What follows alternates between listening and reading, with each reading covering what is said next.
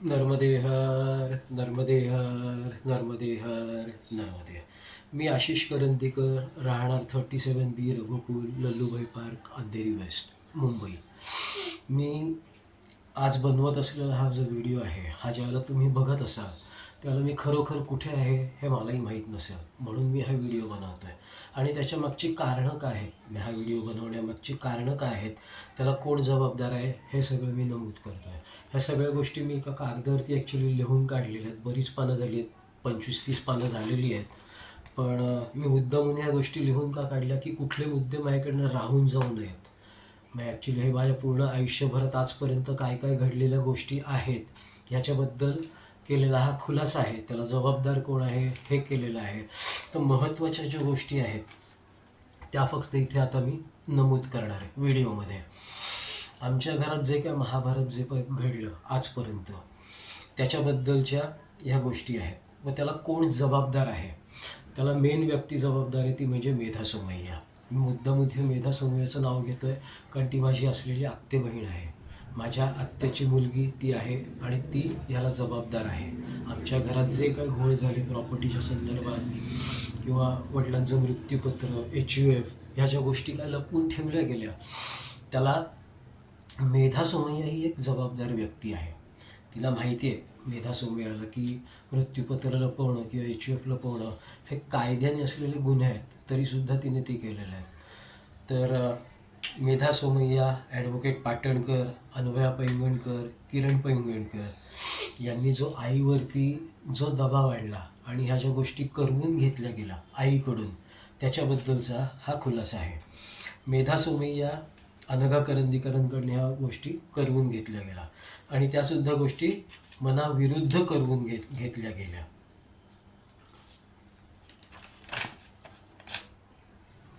स्वतःला सामाजिक कार्यकर्ता म्हणून घेणाऱ्या मेधा सोमय्या हिचं खरं रूप समोर आणणार आहे.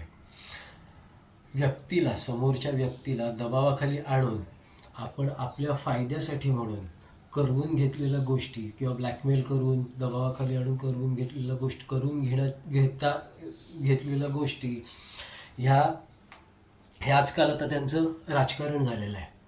कोणाचं? मेधा सोमय्या आणि किरीट सोमय्यांचं हे राजकारण, त्यांचा तो आता स्वभावच झालेला आहे. त्यांना ही पहिली सवय पहिल्यापासूनच होती की दबावाखाली आणायचं, समोरच्याला ब्लॅकमेल करायचं आणि स्वतःचा फायदा करवून घ्यायचा. एक स्त्री, मेधा सोमय्या एक स्त्री आहे, ती एक आई आहे.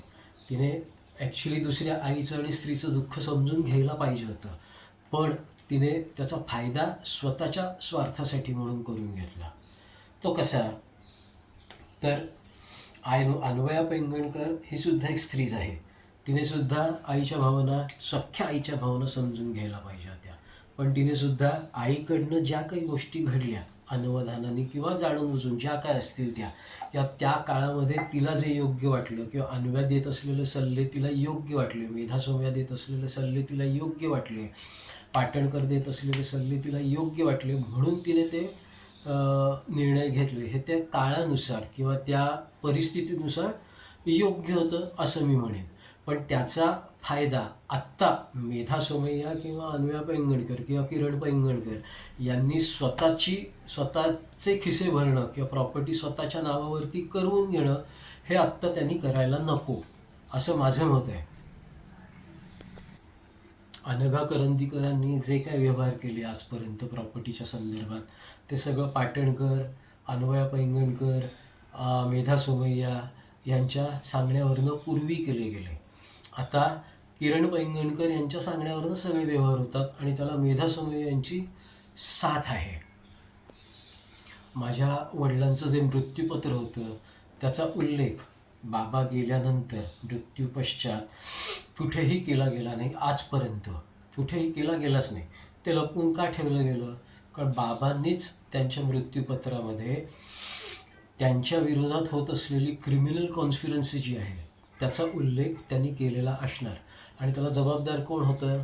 ह्याला जे काही व्यवहार घडत होते त्याला जबाबदार होते मेधा सोमय्याचे वडील, जे आज जिवंत नाहीत, मृत आहेत, म्हणून मी त्यांचं नाव खरं घ्यायचं टाळत होतो. कारण त्यांचं नाव घेतल्यावर लगेच पहिलं म्हणजे माझ्यावरती डिफॉमेशनची नोटीस लावली जाईल की आमचं नाव घ्यायचंच नाही, आमचा ह्याच्याशी काही संबंध नाही. पण तो संबंध कसा आहे हे मी सिद्ध करू शकतो आणि म्हणून मी खुलेआमपणे हे नाव घेतो आहे. ह्याच्या आधीही मी ज्यावेळेला आळंदीला होतो त्यावेळेलासुद्धा मी किरीट सोमय्या यांनी जे काय अलिबागच्या जागेसंदर्भात जे काय घोळ घातलेलं ते मिठागराच्या जागेसंदर्भात त्याचा उल्लेख केलेला होता. आणि तसं मी बऱ्याच वेळा ह्याच्यावरती आपल्या फेसबुकवरती वगैरे बरेचसे ट्विट म्हणजे पोस्ट केलेल्या होत्या की स्वतःचं ठेवायचं झाकून आणि दुसऱ्याचं बघायचं वाकून असं म्हणून. पण त्यावेळेला कुठलीही ॲक्शन घेतली गेली नाही. घेतली असती त्यावेळेला ॲक्शन त्यांच्याकडनं तर ह्या गोष्टी समोर त्याच वेळेला आल्या असत्या. ह्या ज्या गोष्टी आहेत त्या जर का उघड झाल्या, समोर आल्या सगळ्यांसमोर, तर मेधा सोमय्या आणि किरीट सोमय्यांचा खरा चेहरा जो आहे तो सगळ्यांसमोर उघड होईल. ज्या वेळेला चोरी केली जाते किंवा गुन्हा केला जातो त्यावेळेला तो गुन्हा लपवण्यासाठी किंवा चोरी लपवण्यासाठी म्हणून जे लोक त्या चोरीमध्ये किंवा गुन्ह्यामध्ये सहभागी आहेत त्यांना सर्वांना त्याचा हिस्सा मिळतो.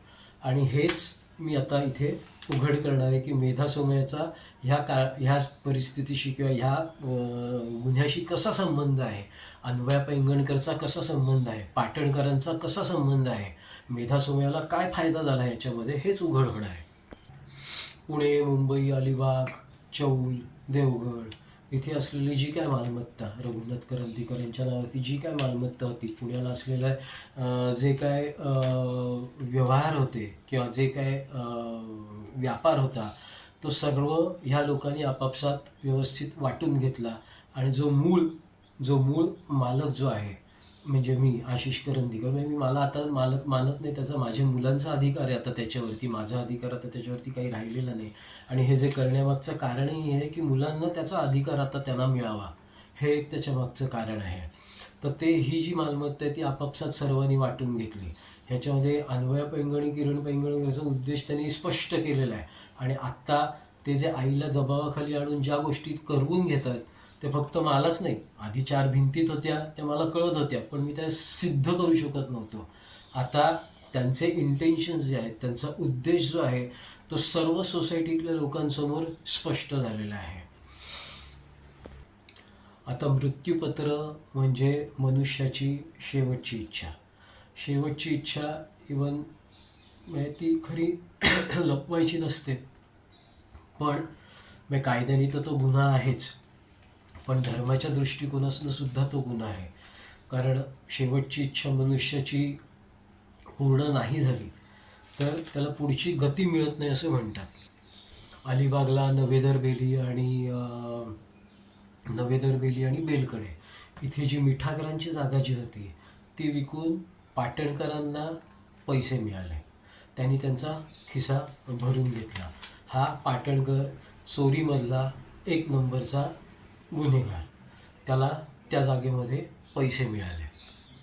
ह्याच पाटणकरांनी माझा विश्वासघात करून मी 18 वर्षाचा आणि 19 वर्षाचा झाल्यानंतर काही माझ्याकडनं व्यवहार करवून घेतले, कुठल्या कागदपत्रांवरती सह्या करवून घेतल्या.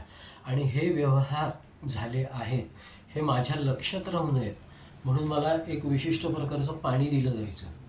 ते कधी दिलं जायचं तर एक तर व्यवहार व्हायच्या आधी किंवा व्यवहार झाल्यानंतर ते पाणी दिलं जायचं. आणि ते पाणी दिल्यानंतर काय गोष्टी व्हायच्या तर हे व्यवहार झालेले आहेत हेच मी विसरून जायचो.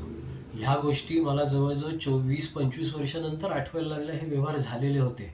ह्याच्यामागचं कारण काय तर मी भगवंतांचं नामस्मरण सुरुवात केली, त्याच्यानंतर ह्या गोष्टी आपोआप हळूहळू उलगडत गेल्या आणि मला ह्या गोष्टी आठवायला लागल्या. तोपर्यंत ह्या गोष्टी मला आठवतच नव्हत्या. आता ह्या पाण्यामध्ये काय मिसळलेलं होतं, ह्या पाण्यामध्ये कुठलं केमिकल होतं, कुठली औषधं होती, कुठले ड्रग्ज होते का, तर ते एकदा समोर यायला पाहिजे. 2011 पुण्याला माझा सख्खा मामा रमेश वैद्य, जो आता हयात नाही, मृत आहे, त्याच्याकडनं एक पत्र प्राप्त झालं, ॲफिडेविट प्राप्त झालं, ज्याच्यावरती त्याला माझ्या सह्या पाहिजे होत्या. आणि त्या सह्या अशा म्हणून पाहिजे होत्या की की 2000 नाही सॉरी 1990मध्ये आशिष तू मायनर आहेस असं दाखव.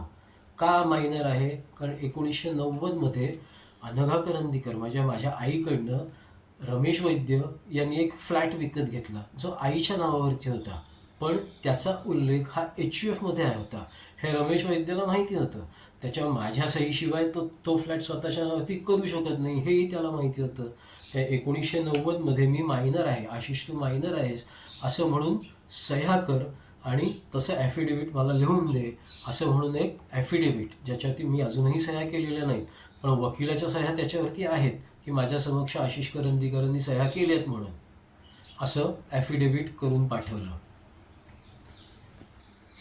त्या फ्लॅटवरती रमेश वैद्यांनी सिटी बँकेचं भरपूर लोन घेतलेलं होतं. तो काय ते फेडू शकत नव्हता आणि म्हणून त्या सिटी बँकेवाल्यांनी ह्याच्यावरती ऑब्जेक्शन घेतलेलं होतं की ह्या सह्या असल्याशिवाय आम्ही लोन हे करणार नाही, या तो फेडू शकत नव्हता म्हणून फ्लॅट जप्त करायचं असेल जे काय असेल ते. आणि ते मी सह्या न केल्यामुळे मी गोव्याला असताना मला तिथे मारायला माणसं आलेली होती आणि ह्याची पोलीस कंप्लेंट ऑलरेडी मी करून तिथे ठेवलेली आहे. तिथेच पुण्याला आरण्येश्वरला रघुनाथ करंदीकरांच्या नावावरती एक फ्लॅट होता. तो तिथे राहणारे रासने, तिथेच बाजूला फ्लॅट आहे ते रासने, हा तो विकत घ्यायला तयार होते. पण रासन्यांनाही माहिती होतं वडिलांचं मृत्यूपत्र आणि HUF ह्याच्याबद्दल रासन्यांनाही माहिती होती. त्यामुळे त्यांनी अनघा करंदीकर म्हणजे आईला एक पत्र लिहिलं की आशिष हा त्यांचा वारस आहे, पूर्ण हकदार आहे आणि त्यामुळे आणि आशिष मायनर आहे, तर आशिष कोर्टाच्या परवानगीशिवाय हा व्यवहार करता येणार नाही. आता कोर्टाची परवानगी जर का घ्यायची झाली तर मृत्यूपत्र आणि HUFचा उल्लेख तिथे करायला लागेल, डिक्लेअर करायला लागेल. पण ते करायचं नव्हतं. इंटेन्शन हे होतं की ते करायचं नव्हतं. त्याला कारणीभूत कोण आहे तर अन्वया. कारण जर का HUF त्यावेळेला डिक्लेअर केली असती तर 1982च्या नियमाप्रमाणे HUFमध्ये कर्ता हा फक्त मुलगा होऊ शकत होता. मुलीला त्याच्यामध्ये काहीही अधिकार नव्हते. त्या प्रॉपर्टीमध्ये अन्वयाला कुठलाच हक्क मिळाला नसता, कुठलेच भाग मिळाले नसते. म्हणून ती लपवणं हे अन्वयाच्या फायद्याचं होतं. म्हणून अन्वयाने पूर्णपणे चुकीचे सल्ले हे आईला दिले. रासन्यांना ती परवानगी कोर्टाची पाहिजे होती, त्याच्याशिवाय ते व्यवहार करायला तयार नव्हते. दुसरे साठे जे नवीनच त्यावेळेला पुण्यात आले, कधीची गोष्ट 1986मध्ये, ते नवीनच त्यावेळेला पुण्यात आलेले, जागा शोधत होते. 3,20,000चा जो फ्लॅट होता तो त्यांना 1,80,000 म्हणजे स्वस्तात विकला गेला. त्यावेळेला काही व्यवहार झाले असतील, व्हाईट ब्लॅकचे व्यवहार झाले असतील, पण स्वस्तात फ्लॅट विकला गेला म्हणून त्यांनी तो फ्लॅट कुठलीही बाकी चौकशी न करता विकत घेतला. त्यांना कोर्टाच्या परमिशनची गरज लागली नाही, कारण त्यांना ह्या गोष्टी मृत्यूपत्र आणि ह्याच्याबद्दल कल्पनाच नव्हती. त्यामुळे त्यांनी कोर्टाच्या परमिशनची विचारणाच केली नाही. ती न घेता तो फ्लॅट साठ्यांना विकला गेला. साठ्यांना विकल्या गेल्यानंतर तो विकला गेला कधी 1986च्या दरम्यान तो विकला गेला. आणि तो विकला गेला हा फक्त साठे खतावरती विकला गेला. आणि त्याचं रजिस्ट्रेशन कधी झालं? मी मेजर झालो 1990मध्ये. मी मेजर झाल्यानंतर त्याचं रजिस्ट्रेशन हवेली नंबर 1ला झालं. तोपर्यंत त्याचं रजिस्ट्रेशन हे अन्वया आणि अनघा करंदीकर, या अनघा करंदीकरनं केलं नाही. ते अन्वया पैंगणकरांच्या सांगण्यावरनं ते केलंच नाही.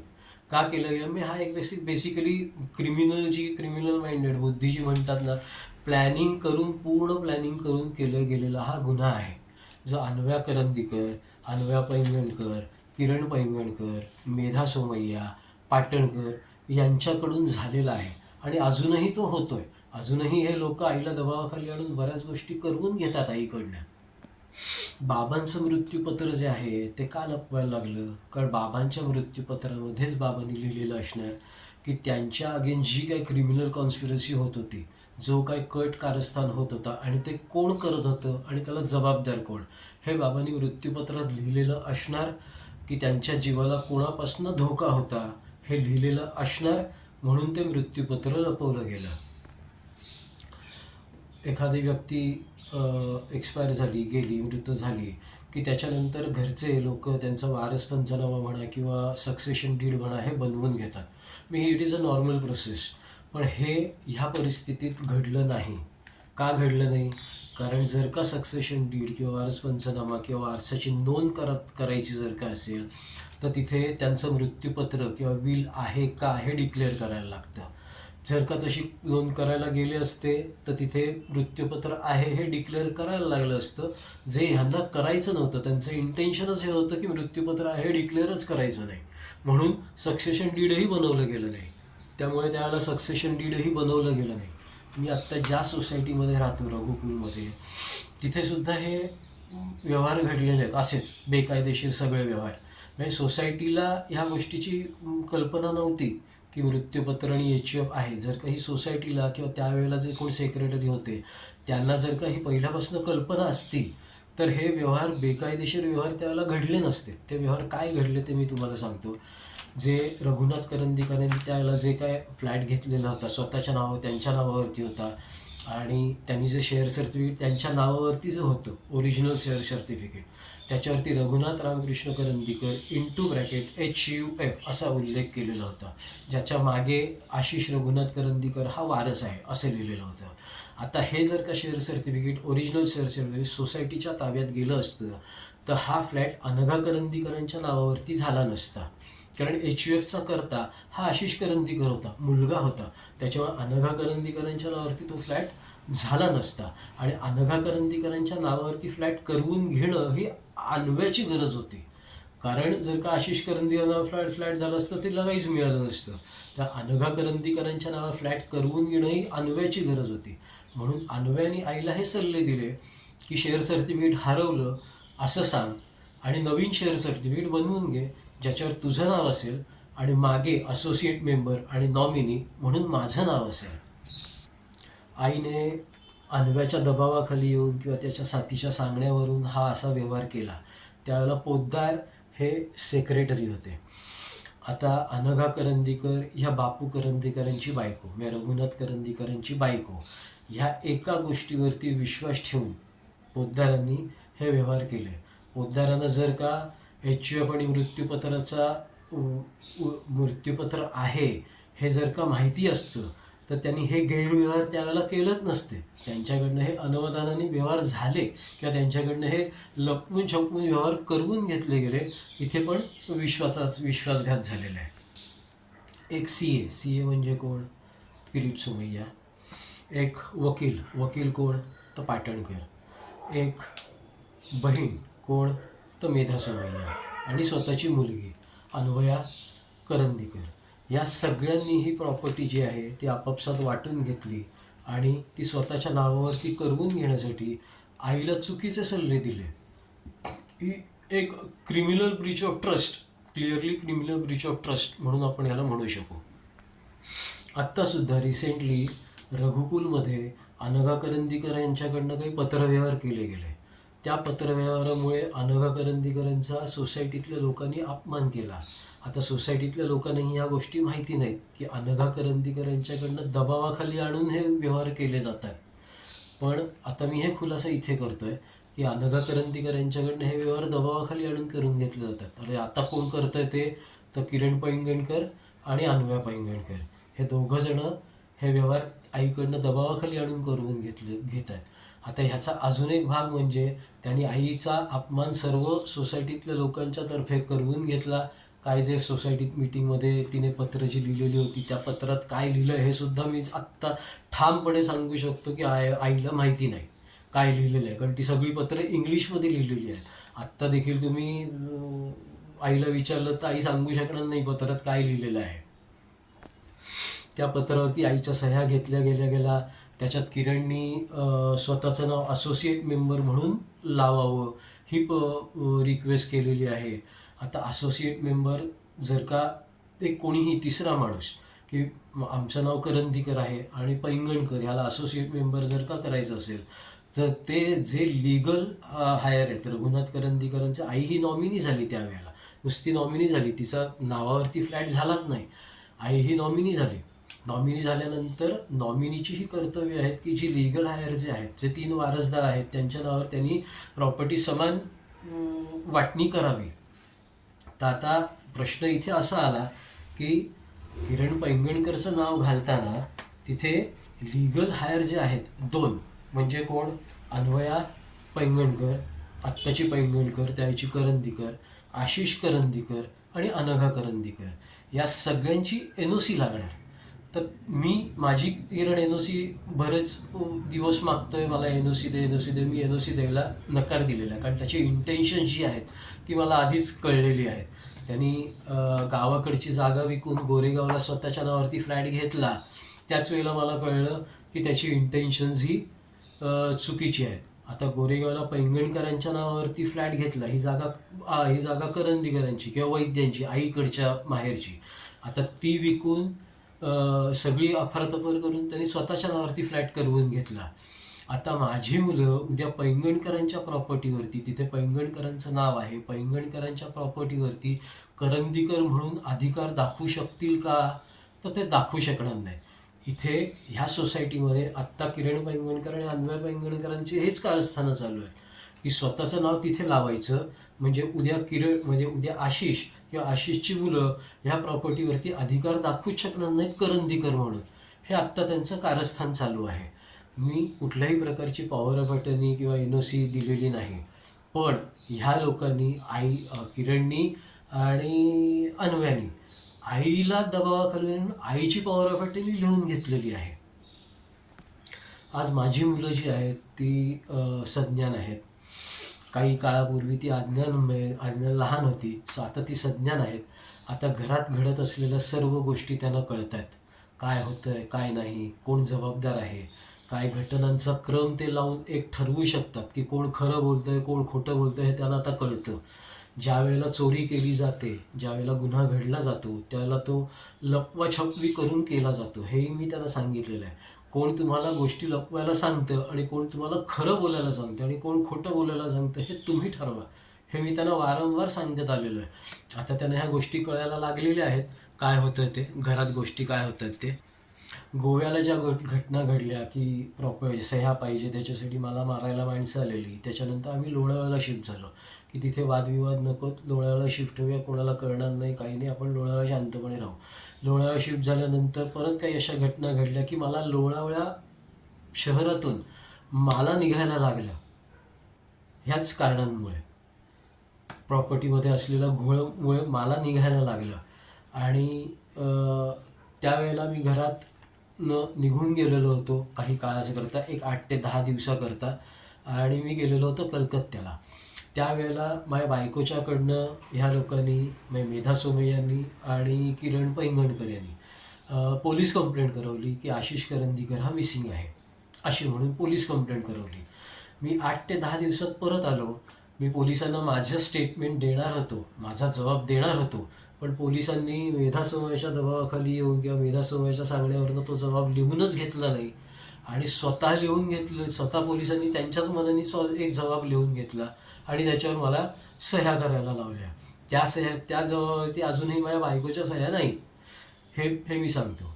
दुसरं, ह्याचा फायदा घेऊन की मी तिथे नाही आहे, ह्याचा फायदा घेऊन किरण पैंगणकरनी मेधा सोमय्याच्या सांगण्यावरून मुलांची कस्टडी स्वतःच्या ताब्यात घेतली. आणि ते सुद्धा कस्टडी कायदेशीररित्या कोर्टात वगैरे जाऊन घेतलेली नाही. माझ्या बायकोकडनं एक ॲफिडेविट करवून घेतलं गेलं की मुलांची कस्टडी ही मी किरण पैंगणकर आणि अन्वय पैंगणकर यांच्याकडे देत आहे. ह्या ॲफिडेविटवरती माझीही सही नाही, मी तिथेच होतो पण माझी सही नाही. हे सगळे व्यवहार जे आहेत ते माझ्या अपरोक्षच किरण पैंगणकर आणि मेधा सोमय्यांनी माझ्या बायकोकडनं करवून घेतले, कारण त्यांना माहिती होतं की जर का हे आशिषला कळलं तर अशी कस्टडी आशिष देणारच नाही. कस्टडी घेण्यामागचा उद्देशच हा होता की प्रेम आणि मुलांबद्दलची काळजी हा उद्देशच नव्हता. आशिषच्या मुलांची कस्टडी आपल्याकडे असेल आणि आशिषने उद्या अजून काही जे आपण घोळ घातलेले आहेत, जे गुन्हे केलेले आहेत ते काढण्याचा प्रयत्न केला तर आशिषला मुलांची कस्टडी आमच्याकडे हे सांगून दबावाखाली आणता येईल. आणि हे त्यांनी ऑलरेडी केलेलं आहे. मुलं त्याला साक्षीदार आहेत की मी ज्या वेळेला त्याच्यानंतर ह्या गोष्टी बोलायला गेलो त्या वेळेला अन्वयाने सांगितलं, आशिष तुझ्या मुलांची काळजी आम्ही घेतोय, तुला जर का नको असेल तर मुलांना घेऊन जा, असं म्हणून. माझ्याच घरातनं मला सांगितलं गेलं की मुलांना घेऊन जा आणि ही तिथे कब्जा करून होती. कर्मा रिटर्न्स ह्याचा अनुभव मेधा सोम्याला आता येत असेल, कारण तिने ज्या काही गोष्टी माझ्या आयुष्यात घडवून आणल्या, दबावाखाली असेल, चुकीचे सल्ले देऊन असेल, तर त्या गोष्टी आता बऱ्याच गोष्टी तिच्याबरोबर आता घडायला लागलेल्या आहेत. तर कर्मा रिटर्न्स याचा अनुभव मेधा सोमय्याला आता नक्की येत असणार. मी मागे म्हटलं तसं आता जी अंधेरीची जी मालमत्ता आहे ती किरणबाई इंगणकर हा स्वतःच्या नावावरती करून घ्यायचा प्रयत्न करतोय, ज्याला ज्याचा माझा विरोध आहे. कारण जर का मी आत्ता विरोध नाही केला, मी जर का NOC किंवा पॉवर अटर्नी देऊन टाकली, तर माझी मुलं उद्या ह्या प्रॉपर्टीवरती कुठलाही अधिकार दाखवू शकणार नाहीत आणि माझ्या मुलांना घराबाहेर काढायला ही लोक कमी करणार नाहीत. ह्याच्यामागे अजून एक कारण असं आहे की ज्या वेळेला मी मध्ये सोसायटीला 2013-14मध्ये एक नोटीस पाठवलेली होती. ज्यावेळेला हे शेअर सर्किट हरवलं वगैरे हे सगळ्याची गोष्टी माझ्या लक्षात आल्या, त्यावेळेला मी एक नोटीस पाठवली होती 2014मध्ये की असे असे व्यवहार झालेले आहेत, तर जे काही गैरव्यवहार झालेत ते तुम्ही हे करून जो कोण मूळ मालक असेल त्याच्या नावावरती हे शेअर सर्टिफिकेट इश्यू करा. पण सोसायटीने त्याला काहीच ॲक्शन घेतली नाही, कारण ह्याच्यामध्ये हे व्यवहार होण्यामध्ये सोसायटीच्याही चुका होत्या हे सोसायटीला त्यावेळेला लक्षात आलं. त्या सोसायटीने त्याला काहीच ॲक्शन घेतली नाही. आता त्यावेळेला रघुनाथ करंदीकरांनी वडिलांनी जो ओरिजिनल नॉमिनेशन फॉर्म भरलेला होता त्यामध्ये आशिष करंदीकर हे नॉमिनी म्हणून लिहिलेलं होतं आणि त्या फॉर्मवरती पण लिहिलेलं असणार रघुनाथ रामकृष्ण करंदीकर HF, जे शेअर सर्टिफिकेटवरती लिहिलेलं होतं जे हरवलं म्हणून कंप्लेंट केली. तर तो नॉमिनेशन फॉर्म जो होता तो सोसायटीतल्या लोकांनी बघितला. सोसायटीतल्या लोकांना कळलं की सोसायटीकडनं चुका झालेल्या आहेत. ते त्यावेळेला सेक्रेटरी होते पोद्दार, त्यांच्याकडनं चुका झालेल्या आहेत हे सोसायटीतल्या लोकांना कळलं. तर त्याच्यानंतर अनघा करंदीकर ह्या कमिटी मेंबर झाल्या. त्यानंतर पाटणकरांना सोसायटीचा वकील म्हणून नेमणूक केली गेली. ही अनघा करंदीकरांच्या सांगण्यावरनं केली गेली आणि पाटणकरांनी तो जो नॉमिनेशन फॉर्म होता तो सोसायटीच्या कागदोपत्री गहाळ करून टाकला, मिसप्लेस करून टाकला. तो आता नॉमिनेशन फॉर्म जो ओरिजिनल नॉमिनेशन फॉर्म आहे त्याचा रेकॉर्ड कुठे ना कुठेतरी ठेवायला लागतच असेल सोसायटीला. तो नॉमिनेशन फॉर्म आता पाटणकरांनी आता गायब करून टाकलेला आहे.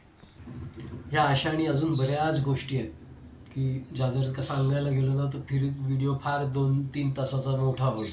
त्याच्यामुळे मी आता फार व्हिडिओ वाढवत नाही. पण देवदेवेश्वर सोसायटीमध्ये असलेल्या फ्लॅट संदर्भात किंवा 2 फ्लॅट होते, गिरगावमध्ये असलेल्या फ्लॅट संदर्भात किंवा पुण्याची प्रॉपर्टी, पुण्याचे व्यवहार, पुण्याचा व्यापार, मिठागराची चौलला अलिबागला असलेली मिठागरांची जागा, ह्याचे सगळे जे व्यवहार आहेत ते पूर्णपणे गैरव्यवहार केलेले आहेत ह्या लोकांनी. मेधाच्या आणि किरीटच्या सांगण्यावरनं, पाटणकरांच्या सांगण्यावरनं आईला दबावाखाली आणून हे सगळे व्यवहार केले गेलेले आहेत. मी हा व्हिडिओ बनवण्याचं मूळ कारण असं आहे की ह्या सगळ्या व्यवहारांची जर का चौकशी झाली तर मेधा सोमय्याचं खरं रूप जे काय आहे ना ते सगळ्यांसमोर येईल असं माझं म्हणणं आहे. मी मुलांना आणि आईलाही हेच सांगेन की आई, तू खरं बोल. तुला ज्या गोष्टी माहिती आहेत त्या खरं बोल. तुझं मरण सुखकर होईल. तुमच्यापैकी एक जण जे कोण त्रिकूट जे कोणचं आहेत सगळे गुंतलेले होते त्यांच्यापैकी एकाचं मरण काय परिस्थितीत झालेलं आहे, कसं झालेलं आहे हे तू बघितलेलं आहेस. त्याच्यामुळे तू जर का खरं बोललीस तर तुझं मरण सुखकर होईल आणि शांतपणे मरू शकशील. आत्तापर्यंत जे काय खोटं बोलायला तुला लावलं गेलं, जी काय कर्म झाली, विश्वासघात करायला लावला, त्या सगळ्या गोष्टी बाजूला राहिल्या. ती त्या परिस्थितीची किंवा त्या काळाची गरज होती असं म्हणून मी विसरून जाईन. पण आता खरं बोल, ह्याच्यामध्ये तुझं मरण सुखकर होईल.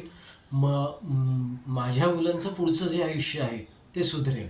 कारण मृत्यूपत्र लपवणं म्हणजे हा एक गुन्हा तर आहेच, पण त्याच्यानंतर आपल्या धर्मामध्ये असंही सांगितलेलं आहे की पितृदोष लागतात. पितृदोष का लागतात तर पितरांच्या ज्या काही शेवटच्या इच्छा आहेत त्या पूर्ण न झाल्यामुळे पितृदोष लागतात. तर मृगांकला ह्या सगळ्या गोष्टीचा त्रास होऊ नये म्हणून तू खरं बोल आता, ही माझी इच्छा आहे. तू खरं बोलू नयेस ह्याच्यासाठी मेधा सोमय्या, अन्वया किंवा किरण किंवा अजून जे कोण पाटणकर आहेत ते सर्वजण पूर्णपणे प्रयत्न करतील की तू खरं बोलू नयेस. पण तरीसुद्धा तू खरं बोल. तू स्वतःचं मरण सुखकर करून घे. त्यांची जी कर्म आहेत त्यांनी जी केलेली आहेत ती त्यांच्यापर्यंत आता यायला सुरुवात झालेली आहे. तर ते तू बघतेस. मुलांनाही मी हेच सांगेन की तुम्हाला जी लोक खोटं बोलायला शिकवतात किंवा जी लोक तुम्हाला लपवालपवी करायला सांगतात, ह्या गोष्टी डॅडीला सांगायच्या नाहीत, ह्या डॅडींपासून लपवून ठेवायच्या, ह्या गोष्टी बाहेर कोणाशी बोलायच्या नाहीत असं शिकवतात, त्यांच्या मनामध्ये चोर असतो हे तुम्ही समजून जा. आणि तुम्ही जर का खरं बोललात, आत्ताच खरं बोललात, तुम्हाला ज्या ज्या गोष्टी माहिती आहेत त्या जर का खरं बोललात, त्याच्यात तुमच्याच भविष्यात फायदा आहे तुम्हाला. तुम्ही एक खोटं बोललात ना तर 100 खोटं पुढे 1000 खोटे बोलायला लागतील. हा अनुभव तुम्ही अन्वया आणि आई यांच्याकडनं घेऊ शकता. त्यांचं आजपर्यंत तेच झालेलं आहे. एक खोटं बोललं, ते खोटं बोललं, अजून खोटी बोलली, अजून खोटी बोलली, हे सगळंच झालेलं आहे आणि ह्या गोष्टी तुमच्यासमोर होत आहेत. तुम्ही खरं बोला, म्हणजे तुम्हाला भविष्यात खोटं बोलायला लागणार नाही. हे संस्कार आहेत आणि हेच आपला हिंदू धर्म शिकवतो. जिथे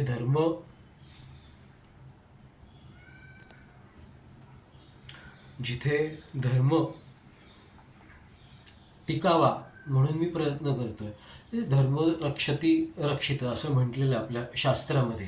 म्हणजे काय, धर्माचं रक्षण जो करतो धर्म त्याचं रक्षण करतो असं आहे. तुम्ही जर का खरं बोललात तर त्याचा फायदा भविष्यात तुम्हालाच होणार आहे, हे लक्षात घ्या. व्हिडिओ बघणाऱ्या सर्व लोकांना मी एकच विनंती करीन की हा जो व्हिडिओ जो आहे हा ऑलमोस्ट आता अर्ध्या तासाचा झालेला आहे. हा जो व्हिडिओ जो आहे हा तुम्ही जास्तीत जास्त लोकांपर्यंत शेअर करा. ह्याच्यामध्ये मेधा सोमय्या, किरीट सोमय्या, अन्वया पैंगणकर, किरण पैंगणकर, पाटणकर यांच्यासारख्या व्यक्तिमत्वाचे किंवा व्यक्तिरेखेंचे जे खरे चेहरे जे आहेत, जे एक मुखवटा घालून ते आत्ता फिरत आहेत, त्यांचे खरे चेहरे लोकांसमोर येतील आणि भविष्यामध्ये एखाद्या आईला अशा गोष्टीला सामोरं जायला लागणार नाही. ह्या गोष्टी तिला तिच्या मनाविरुद्ध कराव्या लागणार नाहीत. म्हणजे अशा गोष्टी घडतील की हा व्हिडिओ जास्तीत जास्त शेअर केला तर ह्या खऱ्या गोष्टी बाहेर येतील आणि एका आईला न्याय मिळेल, मुलांना त्यांचे अधिकार मिळतील. हा एक उद्देश आहे. मी मुलांनाही सांगितलं, मला माझ्या आता अधिकार, माझे अधिकार जे आहेत ते सर्व तुमचेच आहेत. माझं जे काय आहे ते सर्व आता तुमचंच आहे. मला अधिकार मिळाले तर ते मी माझे अधिकार तुमच्याकडे ट्रान्सफर करून मी निघून जाणार. म्हणजे थोडं अध्यात्म, नामस्मरण, कारण माझा नामस्मरणावरती आता भरपूर विश्वास आहे की नामस्मरणाने भगवंतांच्या नामाने काय काय चमत्कार होऊ शकतात हे मला माहिती आहे. माझा स्वतःचा अनुभव तो आहे, त्याच्यामुळे मी त्याच मार्गावरती राहणार आहे. मला त्या या भौतिक गोष्टी ह्याच्यात इंटरेस्ट नाही. पण मुलांना घराबाहेर काढलं मलाही पाटणकरांना हे सगळे व्यवहार करायचे होते, रघुकुलमधले नॉमिनेशन फॉर्म बदलायचे होते, त्यावेळेला मलाही घराबाहेर काढलेलं होतं. मलाही घरात यायची परवानगी नव्हती. का? कारण जर का मी तिथे त्यावेळेला आलो असतो आणि पाटणकर करतात हे लक्षात मी त्याच वेळेला ऑब्जेक्शन घेतलं असतं. त्याच्यामुळे मलाही घरात बंदी घातलेली होती. अन्व्याच्या आणि किरणच्या सांगण्यावरून आईने बंदी घातलेली होती. तर तुमच्यावरती ही वेळ येऊ नये म्हणून हे सगळं चालू आहे. आणि तुम्ही खरं बोला. तुम्हाला जे माहिती असेल ते तुम्ही खरं बोला. खोटं बोललात तर तुमचं नुकसान आहे, हे लक्षात घ्या. हा व्हिडिओ जे लोक बघतात त्यांनी जास्तीत जास्त शेअर करावा. म्हणजे खरे जे चेहरे आहेत, मेधा सोमय्याचा खरा जो चेहरा आहे किंवा अन्वया पैंगणकर किंवा किरण पैंगणकरचा जो खरा जो चेहरा आहे तो सगळ्यांसमोर येईल. पाटणकरांनी जे जे काही गुन्हे केलेले आहेत ते सगळे बाहेर येतील. त्यांची जी कर्म जी आहेत त्या त्यांच्यापर्यंत मिळणारच, भगवंत त्यांना ती देणारच. पण मी कर्म माझी केली नाहीत असं व्हायला नको. मुलांसाठी मी माझी कर्म केली नाहीत असं व्हायला नको. भगवंतांनी पण श्री अर्जुनाला हेच सांगितलेलं भगवद्गीतेमध्ये की तू शस्त्र हातात घे. आता आज ह्या परिस्थितीत मी शस्त्र हातात घेऊ शकत नाही, तर तो माझ्यावरती गुन्हा ठरेल. जर का मी शस्त्र हातात घेतलं आणि जाऊन मारलं प्रत्येकाला तर तो माझ्यावरती गुन्हा ठरेल. तेव्हा मी शस्त्र हातात घेऊ शकत नाही. कायद्याने जे मला करता येईल ते मी करण्याचा प्रयत्न करणार आहे. त्याच्यामध्ये तुम्ही हा व्हिडिओ जास्तीत जास्त शेअर केलात तर मला त्याची मदत होईल आणि माझ्या मुलांना त्याचा फायदा होईल. आणि एक आई जिला आजपर्यंत दबावाखाली आणून सगळ्या गोष्टी तिच्याकडनं करवून घेतल्या गेल्या, तिचं मरण सुखकर होईल. नर्मदे हर, नर्मदे हर, नर्मदे हर, नर्मदे.